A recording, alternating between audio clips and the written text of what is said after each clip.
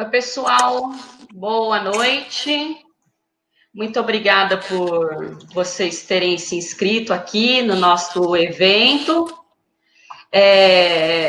Só relembrando aí, é um início de atividade do Laboratório de Políticas Públicas e Direitos Fundamentais, da Faculdade de Direito do Sul de Minas, do qual eu sou líder, lá do Programa de Pós-Graduação em Direito.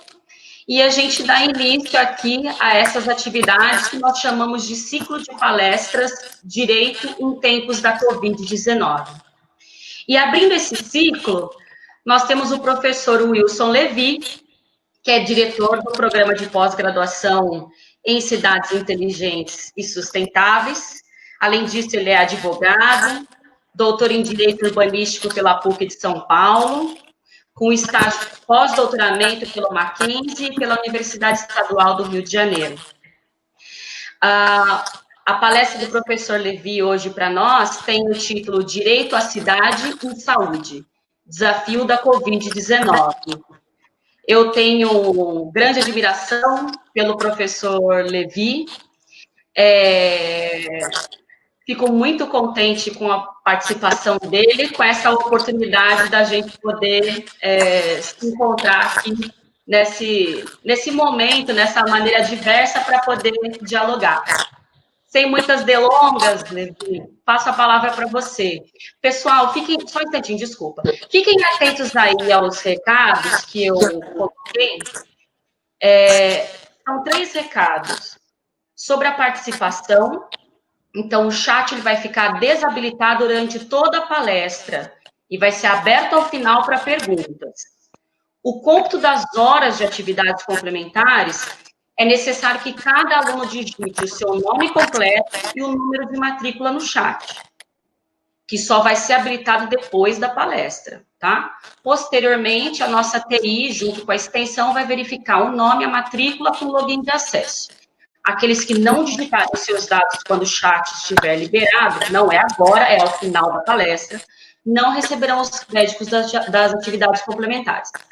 E para quem tiver de ouvinte externo, basta enviar um e-mail para nós, na extensão @fdsm.edu.br, solicitando a certidão e indicando no corpo do e-mail seu nome e seu respectivo login, tá bom? Muito obrigada, Levi. Passar a palavra a você. Bom, obrigado, professora Anelisa. É uma alegria muito grande dividir contigo a atividade de hoje.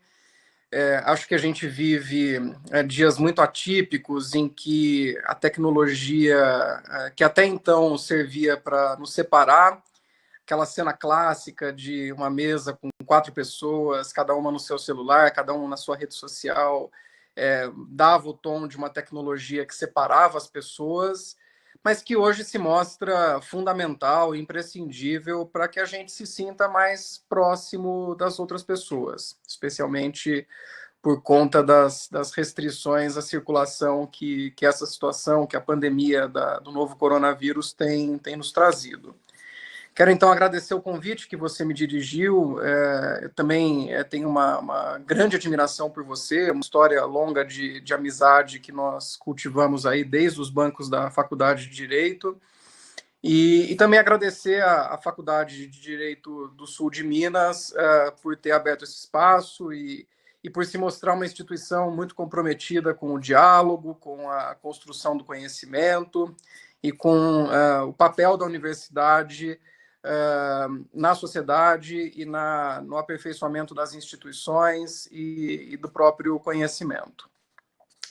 Então, na verdade, o que eu vim fazer hoje aqui, meus caros, desde já também saudando a todos os participantes, não é propriamente uma palestra. Eu vou falar durante 25 minutos, e aí eu gostaria também de escutá-los, gostaria que esse processo seja um processo mais dialógico, mais coletivo de construção do conhecimento em torno desse desafio comum a todos nós, a todas as áreas, que é a pandemia do novo coronavírus. Então, eu vou começar falando um pouco sobre o conceito de direito à cidade, vou avançar em direção aos instrumentos que efetivam o direito à cidade, que materializam o direito à cidade, e vou colocar algumas provocações que essa nova pandemia traz, especialmente em relação à vida nas cidades, à vida no território. Essa é uma discussão que eu considero relevante, não só porque trabalho com o conceito de direito à cidade desde o meu doutorado, concluí o doutorado em 2016 na PUC de São Paulo, mas também porque o Brasil é o 5º país mais urbanizado do mundo. De acordo com dados do IBGE de 2010, ou seja, dados que vão completar agora 10 anos, 84,7%, quase 85% das pessoas vivem nas cidades, aqui no nosso país. E nós temos uma urbanização que é muito particular. Enquanto países de industrialização mais antiga do que a nossa, ou seja, países do capitalismo desenvolvido, tiveram um processo de urbanização diluído ao longo de quase 2 séculos, o Brasil se tornou a nação urbana que é em cerca de 70 anos. Então, nosso processo de urbanização começa a se acelerar a partir dos anos 50 do século XX, e ele se aprofunda a partir, especialmente, dos anos 70 do século XX, e continua numa crescente que nos acompanha até hoje. Eu falei em urbanização, em industrialização, porque a industrialização foi o principal fator deflagrador da urbanização no mundo. Embora as cidades sejam um fenômeno bastante antigo, é no momento em que o mundo ganha feições industriais que a vida nas cidades adquire uma centralidade maior e adquire um tamanho maior do que a vida no meio rural. E isso se deu ao custo de diversos problemas. O Brasil é um país que se urbaniza de forma rápida e que também se urbaniza de forma muito desigual. Eu não vou me alongar muito nessa discussão, mas o processo caótico de urbanização do nosso país é algo que nos acompanha desde o período colonial, especialmente porque a metrópole portuguesa, ao estabelecer o seu domínio sobre o território do Brasil, ao contrário de outras experiências coloniais, como a colonização espanhola, ou seja, dos outros países da América Latina, olhava para a cidade basicamente a partir de 2 aspectos. O primeiro deles, a defesa do território e, portanto, a defesa do patrimônio colonial. E o segundo deles, o segundo aspecto, a questão fiscal. Então, a coroa portuguesa olhava o território, a sua disposição, a sua organização e, portanto, também a sua disciplina, a partir de 2 matizes muito insuficientes para lidar com a complexidade da vida urbana. Apenas a defesa do patrimônio colonial e a arrecadação de tributos para a metrópole. Isso nos acompanha desde então, e hoje nós convivemos com um cenário de profundas desigualdades no acesso aos benefícios da urbanização. Vou falar um pouco depois sobre os benefícios da urbanização, mas o fato é que as cidades brasileiras oferecem aos seus habitantes um acesso desigual àquilo que nós podemos chamar de benefícios da urbanização, que é a oferta de serviços públicos, que é a oferta de equipamentos públicos, e que é a possibilidade que a cidade talvez seja a melhor invenção da inteligência humana capaz de promover isso, que é a possibilidade de colocar pessoas absolutamente diferentes, pessoas com um conjunto de saberes e com um conjunto de habilidades completamente distintos para interagir de maneira mais próxima. Cidade aproxima pessoas, cidade favorece interações, e essas interações são, de acordo com a literatura especializada, que eu me socorro de Max Weber, o principal motor impulsionador das grandes revoluções pelas quais o mundo passou nos últimos 200 anos. Ou seja, a cidade traz benefícios esses benefícios se traduzem no acesso das pessoas a um conjunto mais amplo de equipamentos e serviços públicos e, do ponto de vista imaterial, na possibilidade de interagir com outras pessoas, construir coisas novas, fazer negócios, estabelecer relacionamentos afetivos os mais variados, criar ideias novas e, com isso, apoiar as grandes transformações pelas quais o mundo passou. As cidades brasileiras são cidades que oferecem um acesso desigual a esses benefícios. Seja porque nós convivemos com uma dicotomia clara entre cidade legal e cidade ilegal ou cidade informal, porções imensas do nosso território não atendem às regras mínimas de salubridade e de urbanidade preconizadas pelas normas técnicas, e uma grande quantidade de pessoas, especialmente aquelas que vivem nessas porções excluídas do território, não podem ou estão distantes de interagir com outras e, com isso, aprender mais, se relacionar melhor e contribuir com o desenvolvimento das cidades e das nações. Se nós pensarmos na imagem de São Paulo, por exemplo, nós temos um cenário de quase 2.500 loteamentos irregulares e 1.600 favelas. E na porção não informal, uma cidade que se edifica em torno de muros. E esses muros, evidentemente, impedem que uma boa parte das pessoas acessem determinados espaços e façam essas interações que, como eu disse, são tão ricas e tão importantes para o desenvolvimento social. Então, quando nós nos deparamos com o desafio da pandemia do novo coronavírus, nós temos que ter em mente que ele incide esse desafio, ele manifesta as suas consequências num território que é marcado pela desigualdade. Assim como a Itália, um país severamente atingido pela pandemia, tem as suas particularidades, quais sejam, é um país com cidades muito pequenas e é um país com 22% da sua população de idosos. Quando a pandemia chega no Brasil, o problema é outro, é o acesso desigual das pessoas aos benefícios da urbanização. Então, é um acesso desigual ao saneamento básico, é um acesso desigual a equipamentos públicos de saúde, é um acesso desigual a transporte público protegido.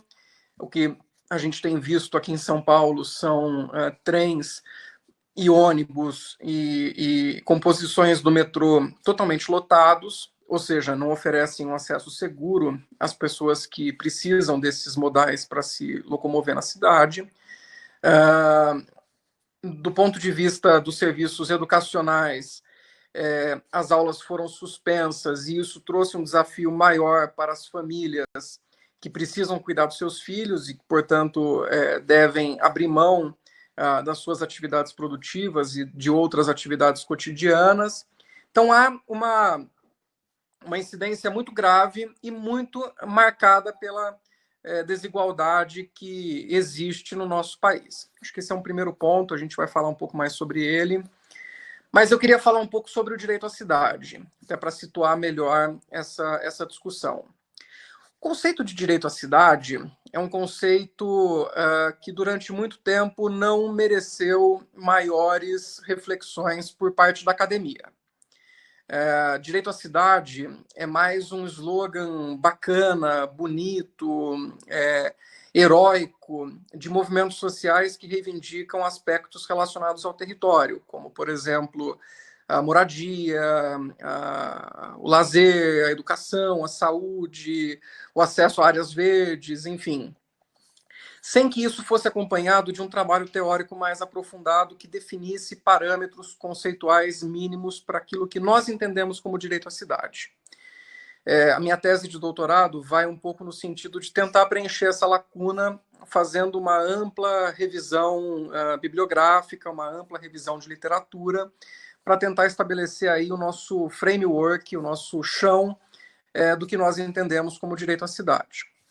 É uma ideia que começa a ganhar corpo com a obra O Direito à Cidade, de Henri Lefebvre, que não define o que é o direito à cidade, mas que oferece um programa, eu diria, muito sedutor de construção do conhecimento, e que vem sendo trabalhado por autores os mais variados, tais como David Harvey, Richard Sennett, e tantos outros que, ao longo dos últimos 150 anos, tiveram alguma incursão no campo da teoria do urbanismo. Mas, se nós pudéssemos escolher um conceito legal de direito à cidade, um conceito operacional de direito à cidade, eu diria que um bom começo de caminho seja entender que a cidade é o lugar onde os direitos sociais se realizam. Se nós pegarmos o catálogo de direitos sociais, que são direitos prestacionais, são direitos a prestações positivas por parte do Estado, tais como educação, saúde, moradia, transporte, lazer, todos os outros direitos que estão inseridos no caput do artigo 6º, são direitos que têm a sua efetividade diretamente ligada ao território.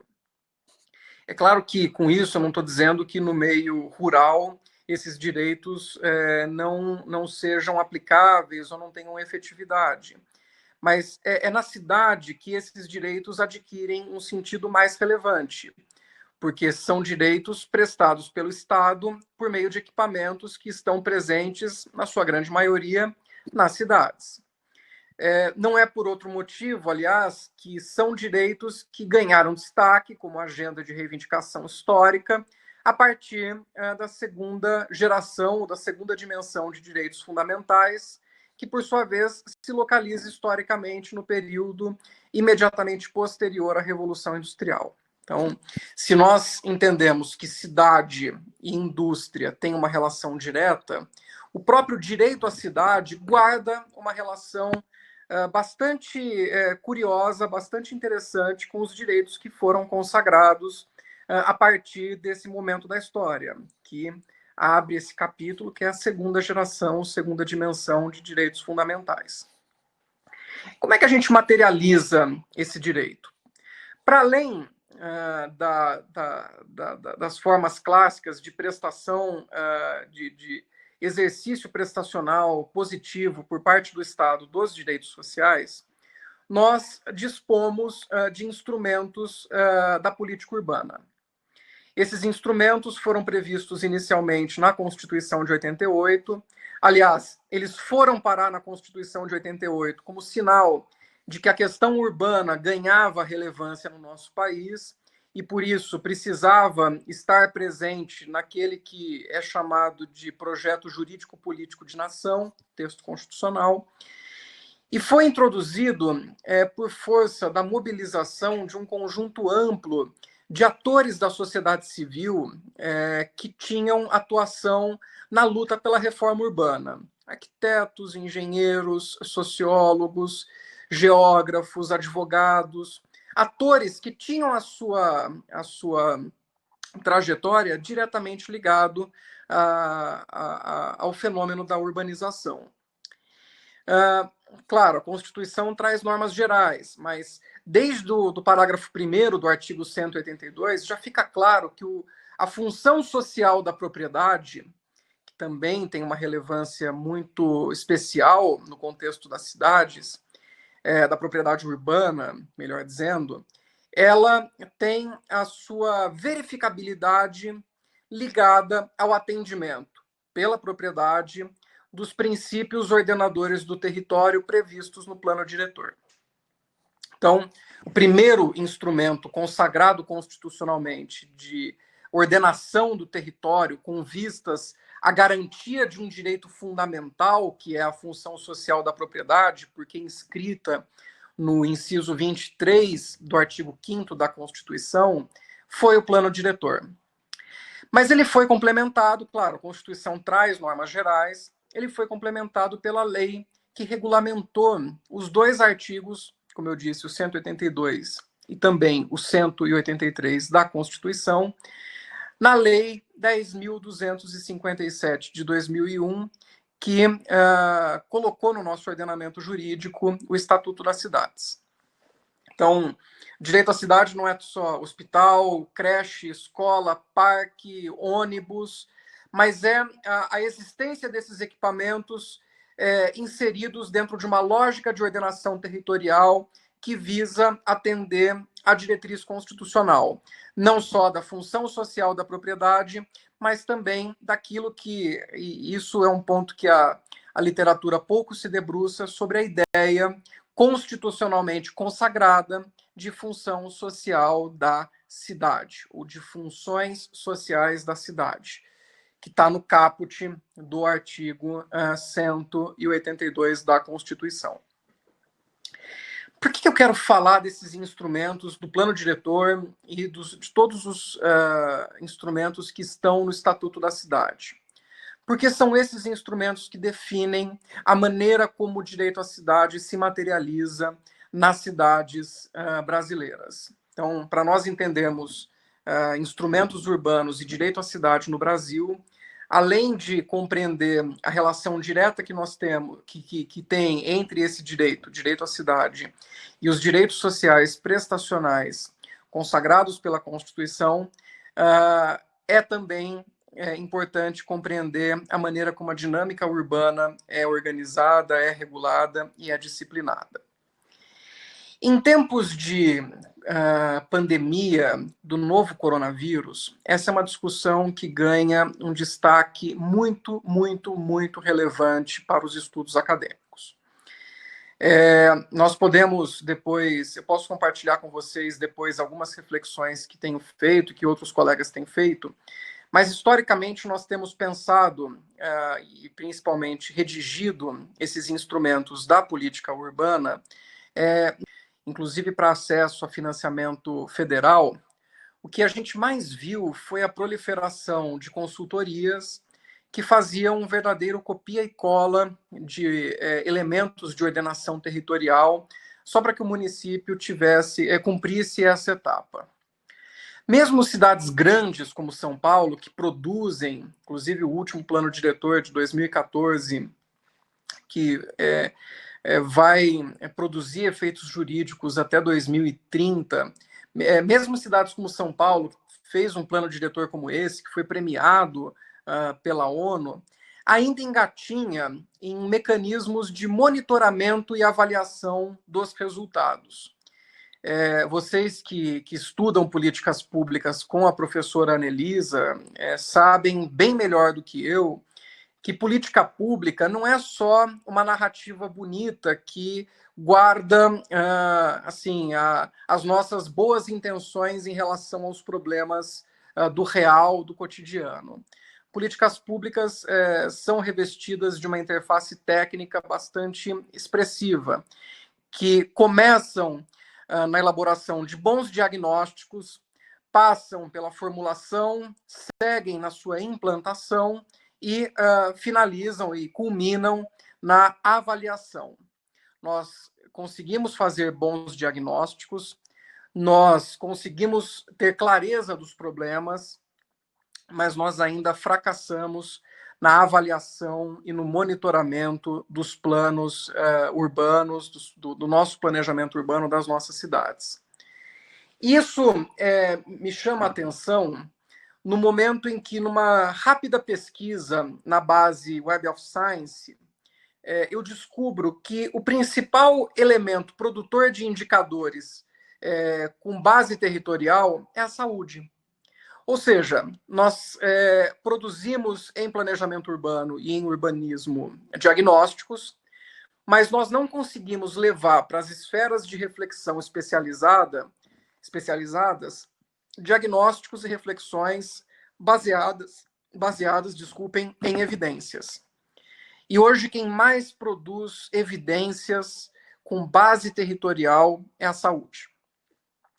Recomendo muito a vocês a leitura do livro Vida Urbana e Saúde, do professor Paulo Saldiva, é um médico pneumologista da Universidade de São Paulo, que tem feito cruzamentos de dados incríveis sobre questões relativas à saúde e direito à cidade. Então, ele, com base nos dados que ele tem, portanto, nas evidências, que é o que devia organizar a nossa pesquisa em planejamento urbano, ele está correlacionando prematuridade de parto com áreas verdes, suicídio com parques públicos, porque são dados, todos esses dados, prematuridade, morte por acidente, suicídio, são todos dados georreferenciados. E aí a gente começa a fazer cruzamentos muito interessantes. Olha, por que tem mais suicídios no bairro X e não no Y? A gente pode investigar a hipótese de que isso decorre da falta de equipamentos públicos de lazer e de socialização, e pode descobrir que a hipótese está furada, que, na verdade, o principal problema são os indicadores de vulnerabilidade social. Mas me parece que só assim que se faz ciência. Em planejamento urbano, nós temos clareza dos problemas, mas nós fazemos um tratamento desses problemas de uma forma ainda muito intuitiva. Claro, intuição todos nós temos, mas vamos dizer que não é dever da ciência se guiar só por intuições ou só por vontade de dar certo. E se fosse assim, a pílula do câncer teria dado certo, ou se fosse assim, os primeiros resultados do uso de cloroquina teriam dado certo, porque todo mundo está torcendo, tal, que dê certo para resolver o problema do novo coronavírus, mas que é importante cada vez mais a agenda de política urbana e o planejamento urbano, especialmente na sua formulação teórica, porque isso replica na base prática, na formulação de políticas públicas, se dê com base em evidências.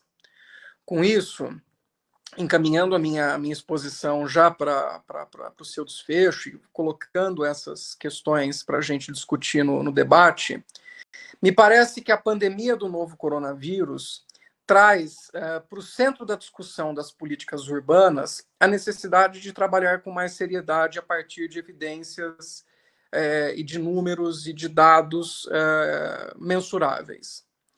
Por exemplo, nós, no Plano Diretor de São Paulo, definimos como uma diretriz estratégica o adensamento.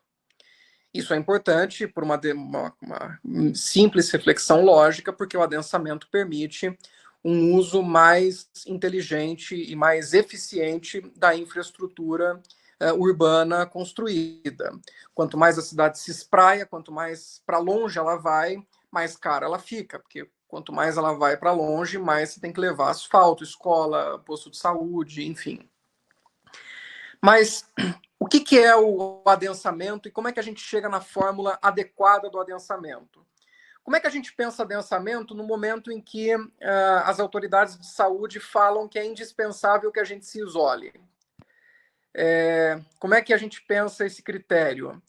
Será que esse critério foi construído de forma frágil porque não considerou uma possível externalidade no campo da saúde, no campo sanitário desse critério?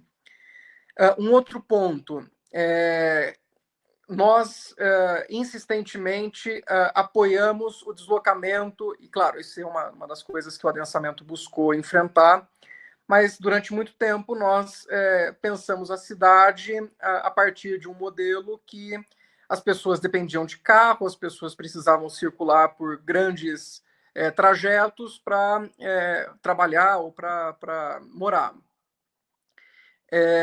Hoje, a cidade de São Paulo transporta só do centro para a Zona Leste, ou melhor, da Zona Leste para o centro e depois de volta, um Uruguai inteiro por dia. 3 milhões de pessoas. Que lições que a gente tira da pandemia com pessoas morando cada vez mais longe do seu local de trabalho e precisando se aglomerar e saturar ainda mais a infraestrutura de mobilidade? E uma outra pergunta que me surge, e aí relacionado ao primeiro ponto, a primeira interface do direito à cidade, a primeira interface operacional do direito à cidade, que é a questão da fruição dos direitos sociais. Será que essa pandemia não está trazendo para nós a necessidade de estabelecer 2 novos direitos sociais? Por exemplo, o direito à internet. Como é que nós, hoje, num contexto de isolamento, estamos usufruindo todos os outros direitos em alguma escala, de alguma forma, se a gente não pode se deslocar? É por meio virtual. Então, pensar em direito à cidade hoje, sem direito à internet, direito à conexão, direito a vivenciar as possibilidades de interação que a cidade proporciona no meio virtual, qual que é o sentido de nós não termos esse direito assegurado como um direito que compõe esse horizonte, esse conjunto de direitos que operacionalizam o direito à cidade? E também algo que vem sendo discutido e que já dispõe de um marco legal específico, que é a Lei Geral de Proteção de Dados, é o direito ao acesso público desses dados, de modo que a gente tenha a titularidade desses dados, de modo que nós tenhamos um controle sobre como as companhias privadas utilizam esses dados, porque são dados de base territorial. Veja, hoje eu descendo para a garagem para sair de casa, eu estou no escritório sozinho, tal, dispensei toda a equipe para poder gravar as minhas aulas no programa da Uninove, também dar palestras como a de hoje. E assim que eu dei partida no carro, o celular já indicou qual é a rota até o escritório, porque ele sabe que hoje é quarta, que de quarta eu vou para o escritório. Então, qual é o uso que tem sido feito desses dados e de que maneira o principal agente, o principal protagonista da criação das políticas públicas, que é o Estado, está se valendo, está podendo acessar esses dados para ter uma formulação e uma gestão melhor das políticas públicas. Então, a ideia aqui não é trazer respostas, mas colocar algumas questões provocativas, e eu colocaria como principais desafios as seguintes questões. Primeiro, como enfrentar o desafio do novo coronavírus, da pandemia do novo coronavírus, num contexto em que milhões de brasileiros não têm acesso a elementos que constituem os benefícios da urbanização, e não é um hospital de referência, não é um hospital de ponta na porta de casa, mas é água para lavar a mão, é saneamento básico. Segundo, como que nós vamos repensar os instrumentos de planejamento urbano com base nessa novidade, em que momento nós vamos colocar os dois pés na pesquisa com base em evidências em planejamento urbano. E a terceira questão, como que o direito à cidade, que é um direito de base territorial, vai sobreviver a essa pandemia e que elementos ele precisará agregar. Será que a internet é um deles? Será que uma política de dados mais transparente e mais democrática é um deles? Mas são questões que eu quero também escutá-los e também ouvir as inquietações de vocês. Então, agradeço muito o convite que me foi feito e quero devolver a palavra à professora Annelisa. Obrigado.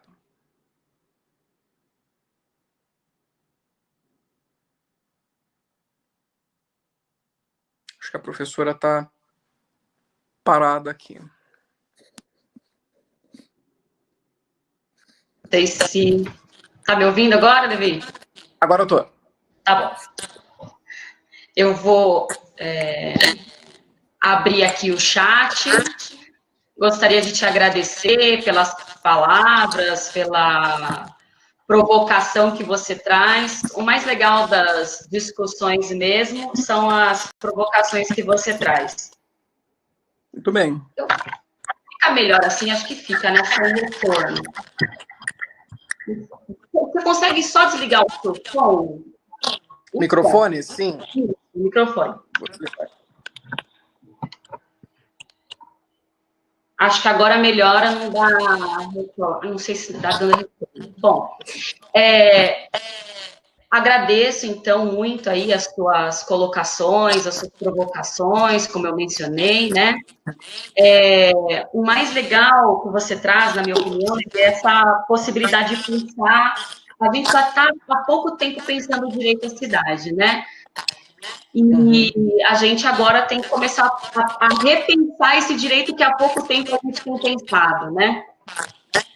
Então, eu queria aproveitar e já fazer uma provocação, enquanto o pessoal está aqui jogando os nomes os RAs deles, e aí você vai respondendo, porque a hora que eles terminarem, eu imagino que quem tiver pergunta, por favor, por gentileza, mande aí para nós. Mas eu já vou deixando duas questões aqui para você ir respondendo, enquanto eles estão fazendo essa parte mais burocrática, né? Você mencionou sobre a questão dos planos diretores. Primeira pergunta, que eu não sei, qual que é a próxima revisão do plano diretor da cidade de São Paulo?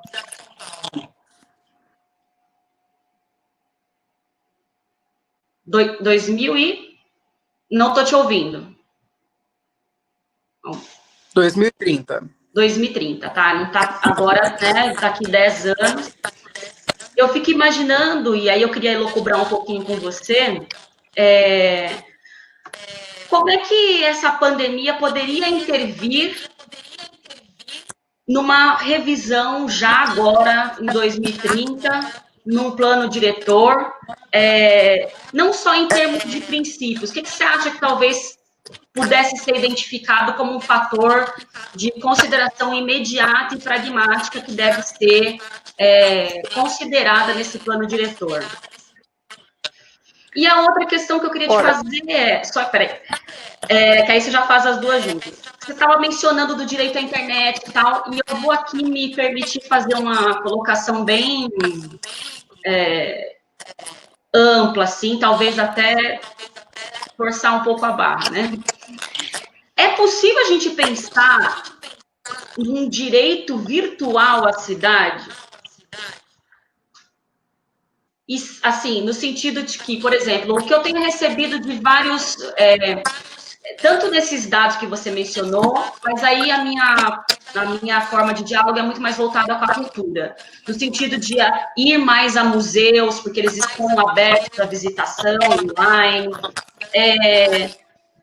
conhecer mais um pouco sobre o comércio local, porque aí a propagação a propaganda desse comércio local começa a fluir mais entre as pessoas, né, para que o pequeno comerciante não perca condições aí ao longo desse período, enfim.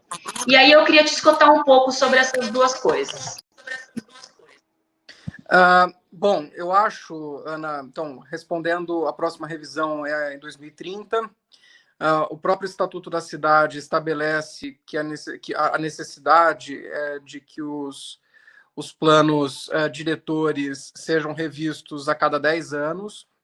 E aí tem um detalhe bacana, né? Se a gente pensa na Constituição como projeto jurídico-político de nação, eu já imagino diretamente, não a lei orgânica do município, que é a expressão municipal da Constituição, mas o plano diretor como projeto jurídico-político de cidade, com a diferença que ele é obrigatoriamente revisto, porque a dinâmica urbana ela muda de forma muito acelerada.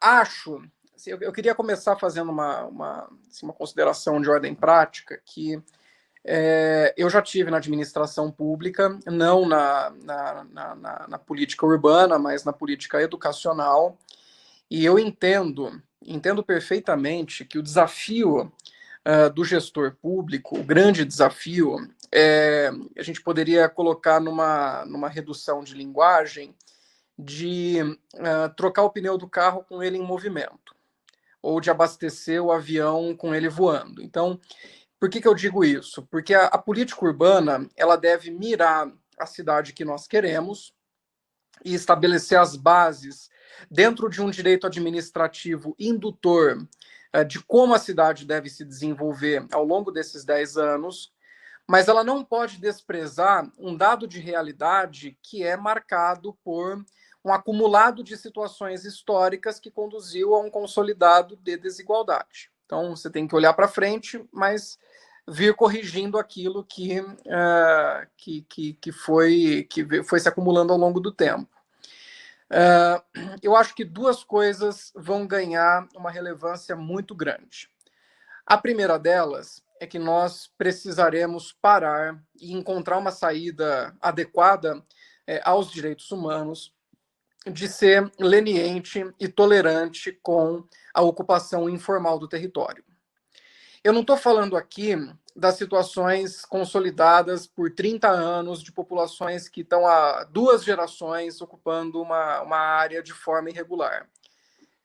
Eu estou falando em permitir que novas ocupações irregulares aconteçam e, portanto, de responder a elas com o exercício do poder de polícia do Estado, mas também com uma política habitacional com a envergadura necessária para atender às demandas habitacionais das cidades, porque o principal receio hoje, pensando num território absolutamente desigual, são com aquelas pessoas que moram em edificações com dois cômodos, por exemplo, em 5, 6 pessoas. Como é que você faz isolamento social numa situação dessa? Você não faz. E se é um território já desprovido de equipamentos de saúde, se uma pessoa, digamos, vamos pegar um caso aqui de São Paulo, o sujeito é afiliado de uma plataforma de entregas, vulgo precarizado, o cara é um precário.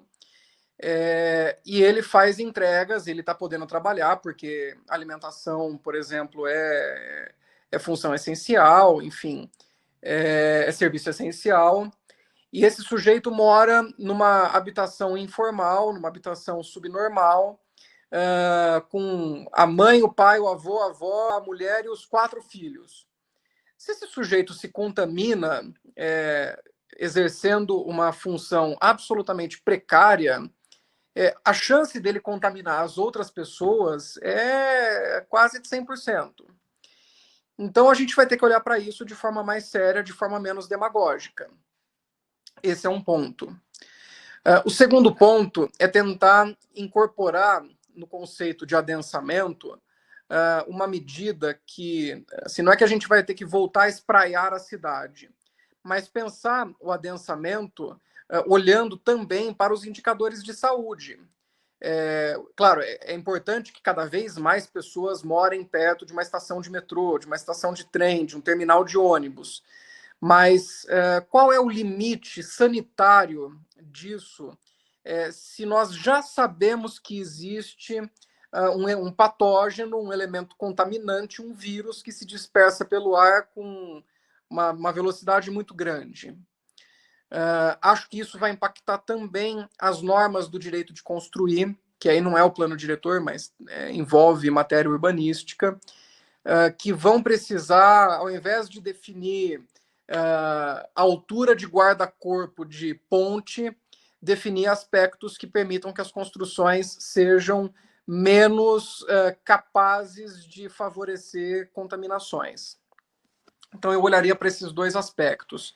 Um aspecto de ordem política, assim, a gente deu já a tolerância que a gente tem com pessoas morando em lugares absolutamente precários, não a tolerância com as pessoas, mas com a existência dessas situações, que por si só já violam milhares de direitos fundamentais.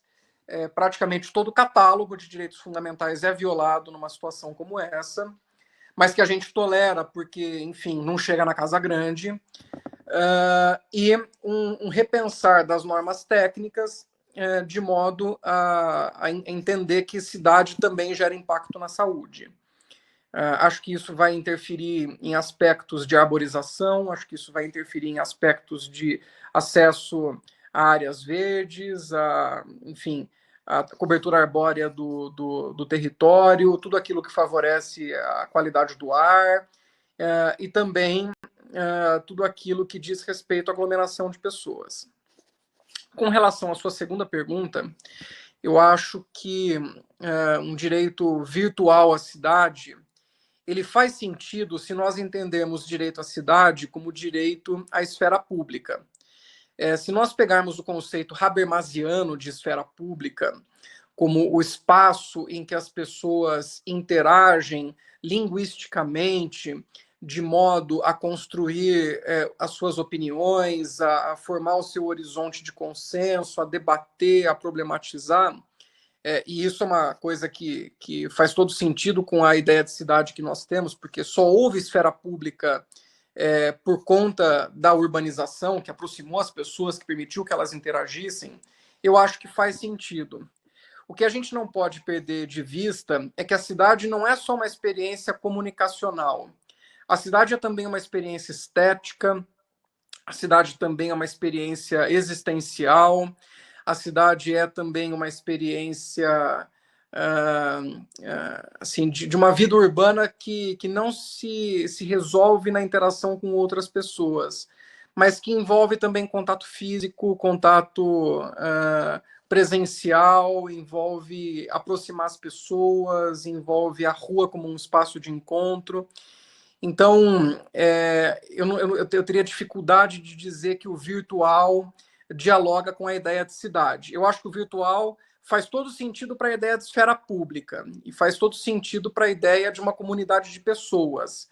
Mas talvez a experiência urbana seja uma experiência diferente, quem sabe talvez mais rica do que a mera virtualização dessa ideia. Muito bem, obrigada, viu, Levi? Você está me ouvindo, né? Tô Sim. ouvindo. Tá. Agora é assim, ó, você está vendo essa barrinha aí do seu lado? Sim. Eu Nós já estou com o temos chat aberto. Tem uma pergunta. nós temos 3 perguntas, na verdade. Se você for lá para baixo, você vai ver uma do Paulo. Isso. Se você puder responder, agradeço. Tá. Então, você pode me ajudar com quem que está fazendo as perguntas? Aí eu Posso. Eu vou te falando. Tá. Então, o Paulo pergunta o seguinte: quanto à internet, seria para o acesso? Como ficaria para o setor mais humilde, analfabeto, idosos, sem jeito com tecnologia? Ficariam excluídos, não acha? Concordo, Paulo. Eu acho que num país desigual como o nosso, existe uma desigualdade também nas condições de acesso. Aliás, a principal coisa que desautoriza, o que dificulta a ideia de esfera pública do Habermas é justamente a desigualdade nas condições de fala. Habermas pensa num contexto alemão, que é uma nação escolarizada, enfim. Mas no Brasil é realmente difícil estabelecer uma comunicação entre grupos sociais diferentes que dirá o acesso à internet e as suas potencialidades. Mas acho que isso não invalida o uso da internet, na verdade, coloca um desafio adicional para nós no enfrentamento das nossas desigualdades. Acho que não é porque nós temos pessoas em situação de vulnerabilidade, ou com baixa escolaridade, ou idosos, que a gente tem que descartar o direito à internet como um direito importante que, para mim, sempre existiu, ou desde que os serviços se transferiram para o virtual, para a esfera virtual, mas que em tempos de pandemia se tornam ainda mais, relevante, mais claro para mim que nós devemos reivindicar o direito à internet como um direito social prestacional.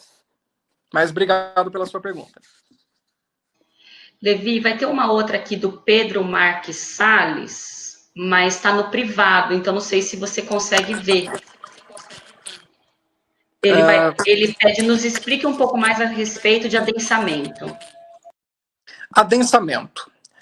Adensamento é um conceito técnico de engenharia e de urbanismo que se baseia em mais pessoas morando em menos espaço. Então, como é que a urbanização das cidades brasileiras, pelo menos de São Paulo e de outras cidades grandes do nosso país, se deu? Você tem um centro, esse centro é altamente infraestruturado, você tem hospitais, parques, escolas, universidades, metrô, trem, ônibus, e isso gera um impacto no preço da terra. E aí as pessoas que não têm condições de morar nesses espaços vão para cada vez mais longe, vão comprando, construindo, alugando, vivendo cada vez mais longe. E aí, conforme a gente vai levando infraestrutura para esses lugares, elas vão indo cada vez mais longe, aqueles que não podem se manter. Então, pensar adensamento parte de 2 premissas. Primeiro, dificultar, favorecer, facilitar a construção de unidades habitacionais próximas de regiões infraestruturadas. E como o principal gargalo das cidades é a mobilidade, a ideia é trazer mais pessoas para morar perto de modais de transporte. Então, é permitir que prédios mais altos sejam construídos ao redor de estações de metrô, de estações de trem, de terminais de ônibus. Por quê? Porque aí você aproxima pessoas desses lugares, você, portanto, adensa esses lugares. E também, o segundo aspecto é criar políticas de habitação de interesse social que, vamos dizer assim, que possam driblar o preço alto da terra nas regiões centrais, nas regiões mais infraestruturadas, permitindo que pessoas que, em tese, não teriam acesso à moradia nesses lugares possam habitar ali. Então, mas adensar, basicamente, é colocar mais gente morando em menos espaço. Esse é um princípio contemporâneo de urbanismo que visa aproveitar de maneira mais eficiente a infraestrutura urbana. Levi, se você subir mais um pouco, você vai ver a do Gabriel Vilela. É uma bem grande. Vou procurar aqui. Estou subindo. Aqui. Bom, Gabriel, eu vou ler a sua pergunta aqui e eu já respondo. Tenho a impressão que o território urbano se tornou um local não mais de encontro ou pertencimento, mas um local de trabalho. As dinâmicas da cidade voltam-se a atrair indústrias e empresas até pelo modo que a urbanização se deu no Brasil. Então, o plano diretor acaba sendo um documento mais formal e que quase todos os cidadãos não têm conhecimento das diretrizes neles dispostas. E que, quando se trata de indústria e ocupação da cidade, essas diretrizes do plano diretor se tornam flexíveis. O Estatuto das Cidades é um avanço, mas é um instrumento que as pessoas ainda não têm conhecimento e nem buscam ter efetividade ainda, e ainda está muito à margem do ideal.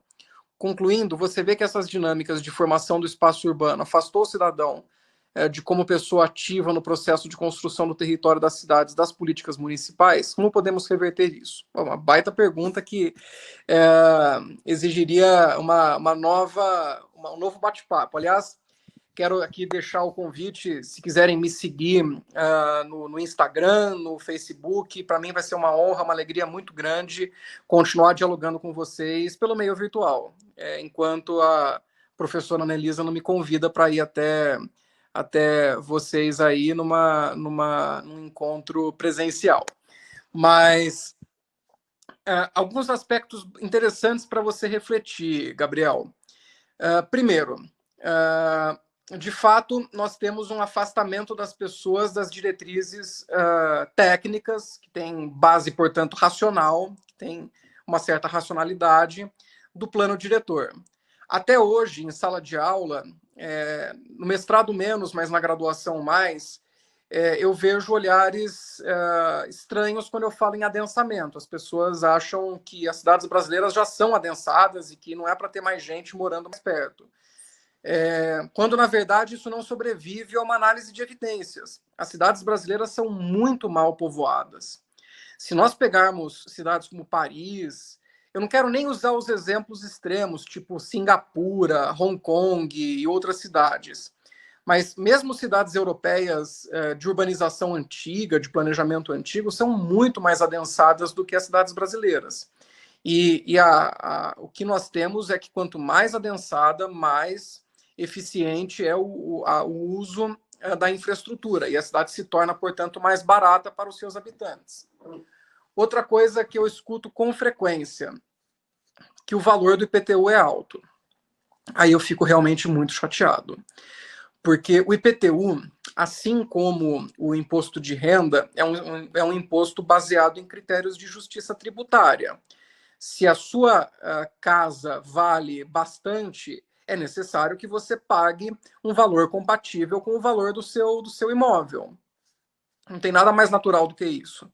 Assim, as pessoas esquecem que a nossa Constituição, que tem a sua incidência não só no país, mas também na cidade, define um modelo de estado de bem-estar social. E estado de bem-estar social não custa barato. Então, não dá para ter estado de bem-estar social com tributação de estado mínimo. Não existe almoço grátis. Se nós fizermos essa escolha, enfim, a gente tem que pagar por ela. Ah, mas o dinheiro é desviado. Ok, até entendo esse argumento.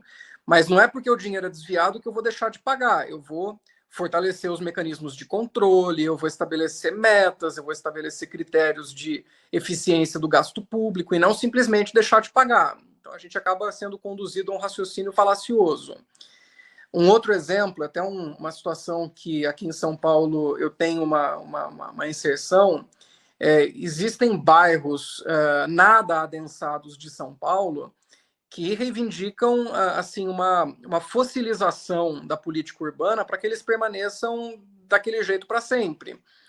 Eu falo, gente, essa é uma discussão até antieconômica, porque o que antes uma família com 3, 4, 5 pessoas morava numa casa de 500, 600, 1.000 metros quadrados, hoje as pessoas não querem morar nesses lugares. Então, enfim, é uma discussão que prejudica o próprio negócio, o próprio empreendimento. Então, acho que demorou já para a gente ter no nosso país uma reflexão mais séria, não só dos cidadãos pagadores de impostos, mas também de toda a sociedade, isso envolve também a universidade, sobre o que é política urbana. Eu fui aprender, você falou do Estatuto das Cidades, eu fui aprender Estatuto das Cidades em direito tributário na minha graduação. A Ana deve ter tido o mesmo professor que eu, Heitor Regina, mas eu aprendi direito tributário, eu aprendi direito à cidade, direito, assim, Estatuto da Cidade em direito tributário. Era uma disciplina que, assim, era uma ilustre desconhecida para mim. Eu nem imaginava que existia um troço com esse nome. E então acho que isso passa por uma discussão mais ampla, inclusive educacional, sobre o que é a cidade, como ela funciona e como que ela se paga e como ela deve se desenvolver. Mas acho que é um caminho que a gente tem que construir. Agora tem o Juliano Lamário, Levi. Vamos lá. Juliano faz a seguinte pergunta. Sobre a proteção de dados, o Google Maps Timeline me envia um relatório mensal com uma linha do tempo dos lugares onde estive. Estou sendo vigiado e isso dá medo, especialmente se você for casado. Fale um pouco um pouco mais sobre transparência e democracia na proteção de dados, também como essas informações podem ser úteis para a gestão pública. Bem bacana essa pergunta.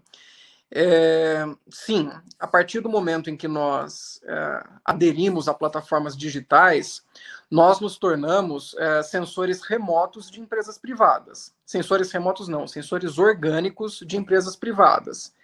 Então, eu tenho esse aplicativo ótimo, o Maps ou o Waze, e ele me leva com muita rapidez onde eu quero ir. Eu não pago nada por isso. Paga. Você está trabalhando, durante todo o percurso que você está fazendo, você está trabalhando para gerar dados para uma empresa que, inclusive, já se sabe, fornece esses dados para anunciantes, e, inclusive, se sabe também que anunciantes pagam para que os caminhos passem pelos estabelecimentos. Então, não sei se já se perguntaram por que determinada rota proposta pelo Waze passa na frente de um supermercado Carrefour. É óbvio que há aspectos comerciais envolvidos nisso. É claro, gente, que com isso eu não estou defendendo assim, que a empresa, não quero demonizar lucro de empresa, veja, é o que move a sociedade, mas eu acho que é fundamental que nós tenhamos um mecanismo de governança desses dados e que seja uma governança minimamente comprometida com o interesse público. Veja, interesse público não é interesse do Estado, é interesse das pessoas. Então, até uma discussão mais profunda do sentido de interesse público. Acho que isso tem uma relação direta com a ideia de democracia, porque democracia implica em tomada de decisão, e tomada de decisão, hoje, no ambiente virtual, implica numa política transparente de dados. Se vocês assistiram, por exemplo, aquele filme, aquele documentário Privacidade Hackeada, eu acho que isso, mais do que até a discussão territorial, traz a ideia e o debate sobre dados para uma discussão mais focada em aspectos de democracia. Assim, que governança que eu tenho sobre as informações que aparecem na timeline da minha rede social, do meu Instagram, do meu Facebook? Ah, não, é um algoritmo, mas é um algoritmo baseado nos seus hábitos. Tá, mas até que ponto esse algoritmo não está sendo induzido por qualquer interesse? Então, se nós queremos formar opinião, se nós queremos tomar decisões livres e autônomas num contexto em que a internet e o meio digital ocupam uma baita uma baita centralidade, a gente tem que discutir governança de dados, a gente tem que discutir isso de forma a estabelecer um marco regulatório claro, transparente, com governança e com observância do interesse público.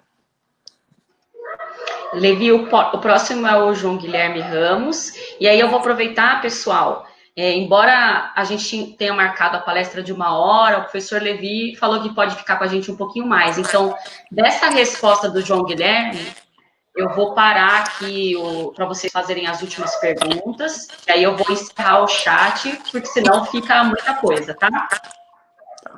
Vamos procurar aqui. Gabriel já falou.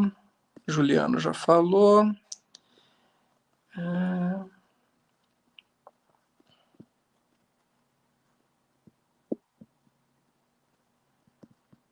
João, observado que temos uma impossibilidade estrutural de se atender a todos, falando em cidades inteligentes para um futuro possível, um sistema de saúde utilizando de um controle digital, esse controle será mais efetivo, já que teríamos acesso sobre as fichas de atendimento de pacientes, tal, que nos traz mais informações.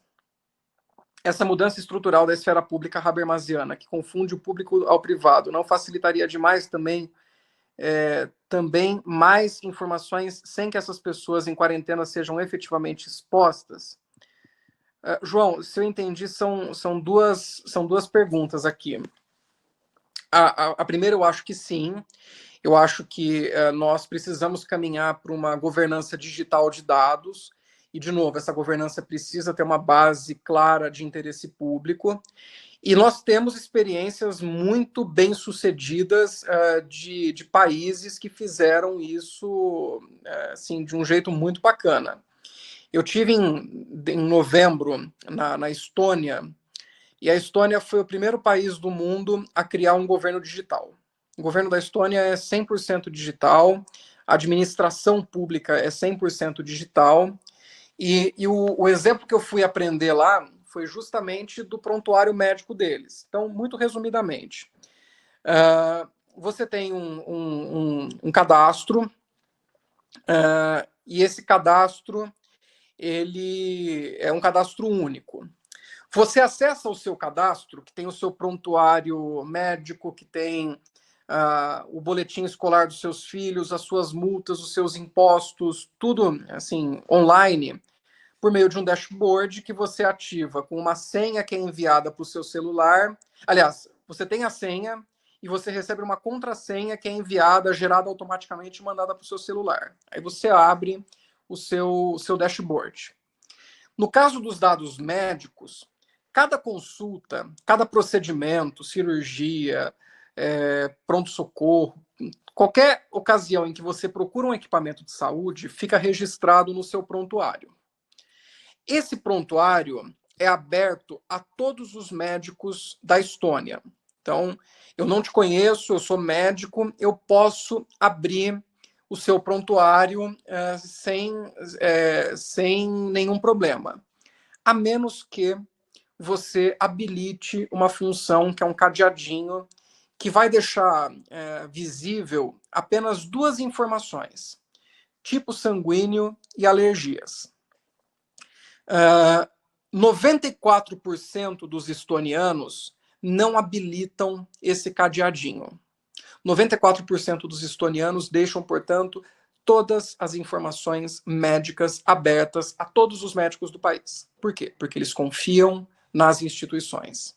Então, para a gente conversar sobre dados, eu acho que é uma discussão anterior que é a discussão relativa à confiança nas instituições.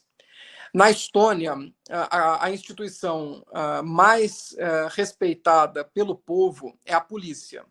E eles mesmos acham que é bizarro, porque em nenhum lugar do mundo a polícia é uma instituição que desperta total confiança das pessoas. Mas por quê? Qualquer abordagem que é feita com o cidadão, então o policial te aborda na rua, pede a sua identidade, automaticamente isso gera uma informação no seu sistema da hora, do local, da data e do motivo da abordagem e do nome do agente. Então, sistema para isso tem, mas acho que no caso do Brasil a gente tem que discutir antes uma questão relativa à confiança nas instituições. Eles adquiriram essa confiança por conta da transparência do acesso aos dados. Então, por exemplo, no caso dos dados médicos, eles tiveram um único caso, que foi um caso paradigmático no país, que o filho do primeiro-ministro ficou doente, o primeiro-ministro não quis revelar o motivo, e aí as empresas de mídia, os jornais, encontraram um médico que se dispôs a abrir o prontuário dele, que estava aberto, embora ele não quisesse falar. E aí o que aconteceu? Revelaram a doença, mas automaticamente o sistema indicou que um acesso estranho, porque não era um acesso de um médico da família, não era médico dele e tal, havia sido feito. Localizaram a pessoa, ele perdeu o registro e não pode mais exercer a medicina na Estônia. Foi o suficiente para mostrar que é possível confiar nas instituições. Sobre a questão de Habermas, eu não saberia dizer, meu caro, se Habermas... se a gente consegue se apropriar de Habermas a ponto de utilizá-lo para compreender a dinâmica de gestão de dados eletrônicos em tempos de pandemia. Embora a relação entre público e privado no pensamento de Habermas seja uma preocupação, ou seja, esse tema é uma preocupação no pensamento dele, eu teria um pouco de dificuldade de fazer essa discussão em relação a isso no atual contexto. Levi, acho que agora tem o Cícero. Cícero. Vou ver aqui. Cícero. Professor, boa noite. Boa noite. Você acredita que um direito social à internet carece de incentivos governamentais, dentre eles incentivos fiscais? Uma boa pergunta para a gente discutir isso teoricamente, Cícero. A questão da internet, aliás, a questão dos direitos sociais, tirando educação e saúde, que a própria Constituição assegura como direitos de todos e dever do Estado, ficam no caminho intermediário entre mínimo existencial e reserva do possível. Então, não dá para estabelecer de pronto um direito à internet para todos de maneira uniforme e universal, porque este não é um direito que a Constituição atribuiu o caráter de universalidade. Isso foi algo que ela reservou apenas à educação e à saúde. Então, uma vez reconhecido o direito social à internet, isso envolve uma dinâmica de contratação pública que deve atender essas duas balizas. Deve assegurar o mínimo existencial àqueles que hoje não têm condições de acessar a internet, mas deve sempre avançar com observância da reserva do possível, assim como todos os outros direitos, moradia, transporte, que a Constituição, que o Constituinte, nem originário nem derivado, atribuiu o caráter de um direito universal. Agora é o Matheus de Toledo D'Alessio.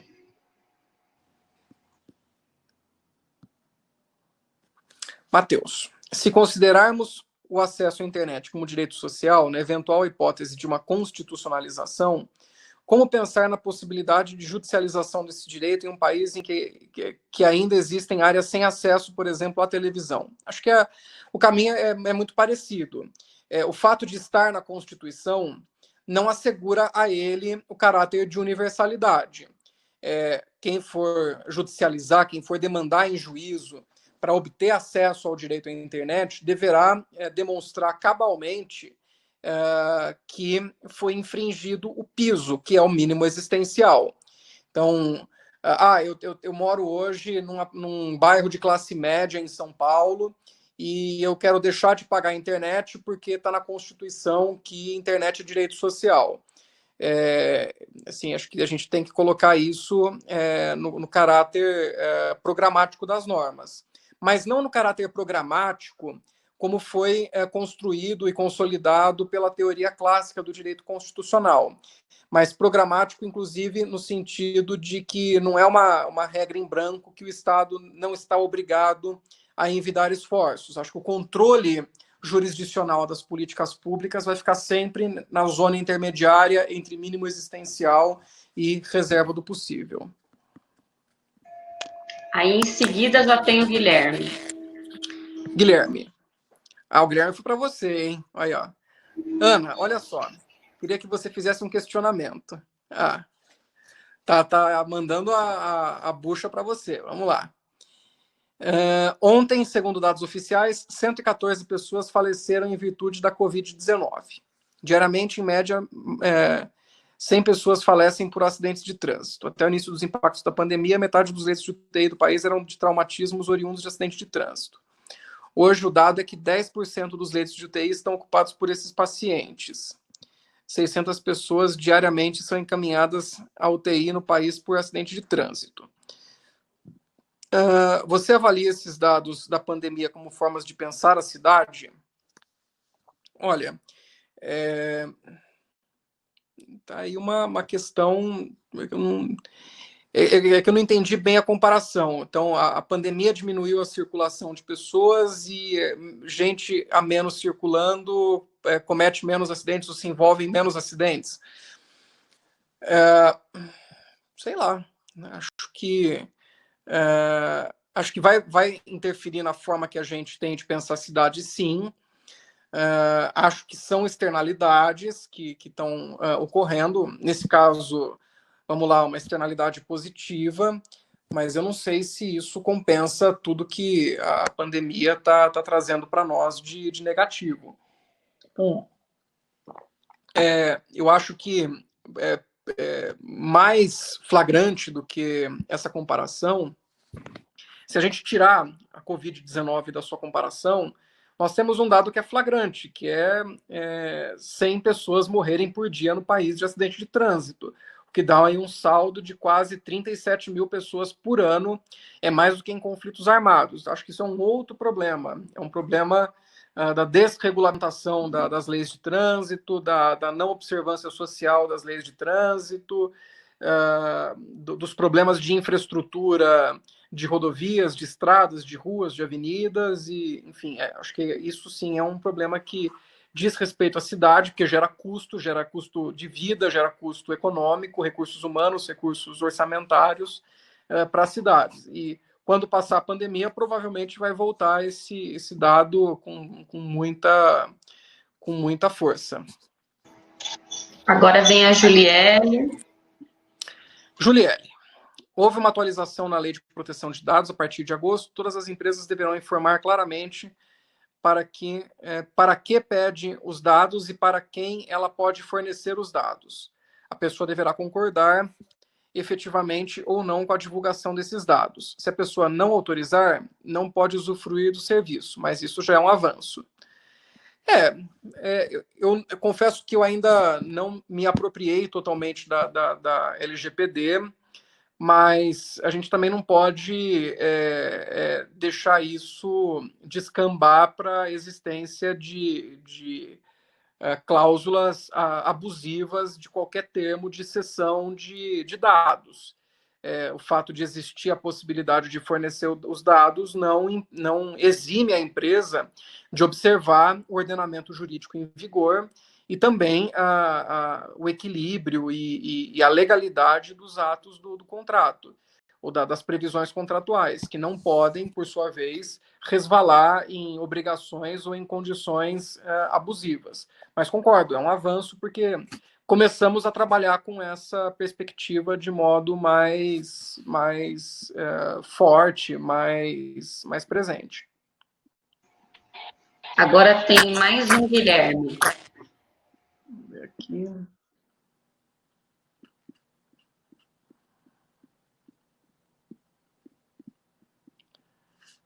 Guilherme, considera que um dos efeitos da Covid-19 também é acentuar a desigualdade?